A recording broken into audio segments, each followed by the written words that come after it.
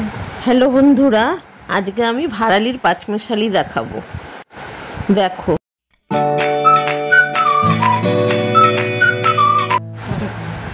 देखो এখন তেল দিয়ে দিয়েছি, কালো জিরে ফোড়ন দিয়েছি। ওটা কালো জিরেটা একটুখানি পোড়া পোড়া হলে তারপর সবজিগুলো দেব। ভাড়ালি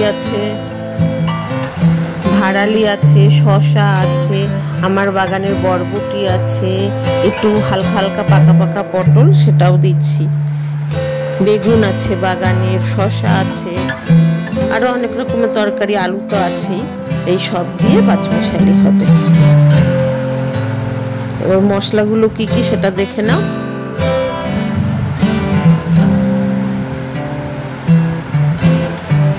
এবার মশলাগুলো দেখে নাও। কাঁচা লঙ্কা, আদা গ্রেট করা, তারপরে লবণ আছে, ধনে জিরের গুঁড়ো আছে 1 চামচ, হলুদ আছে 1 চামচ। এই দিয়ে আগে এখন সবজিগুলো দিয়ে দেবো। কালো জিরে তো দেওয়াই আছে, এখন সবজিগুলো দিয়ে দেব।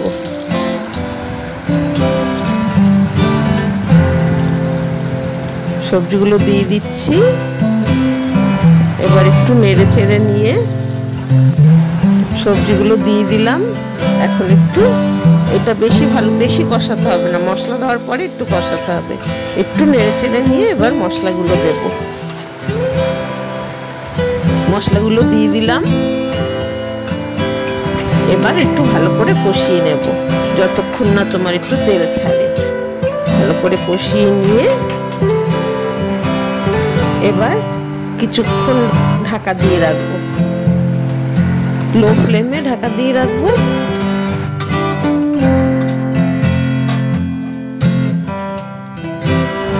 সবজিটা এখন কষানো হচ্ছে, দেখো।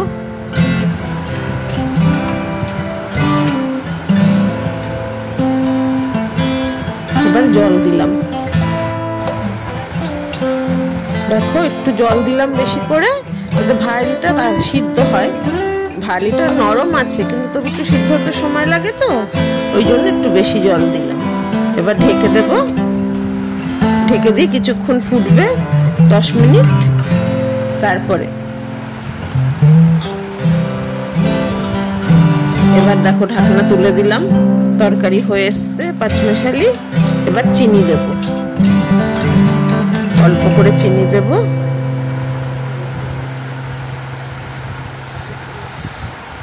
চিনি এবার নাড়িয়ে চাড়িয়ে ভালো করে, গ্যাসটাকে আগে লো ফ্লেমে রেখেছিলাম সিদ্ধ হওয়ার জন্য সবজিটা, এখন বাড়িয়ে দিলাম।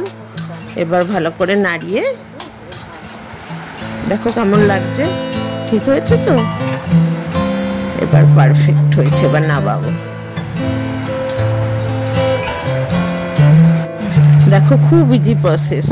সবসময় বেশি মশলা দিলেই যে ভালো হবে তা নয়, এত ইজি প্রসেসে কিন্তু খুব টেস্টিও। একটু করে দেখো, কোনো ঝামেলা নেই, কোনো তাড়াহুড়ো নেই, একেবারে চটজলদিও হয়ে যাবে, ভালোও হবে, খুব টেস্টি। একবার এইভাবে করে দেখো। থ্যাংক ইউ, লাইক করো। দেখো কেমন লাগছে, খুব ভালো লাগবে।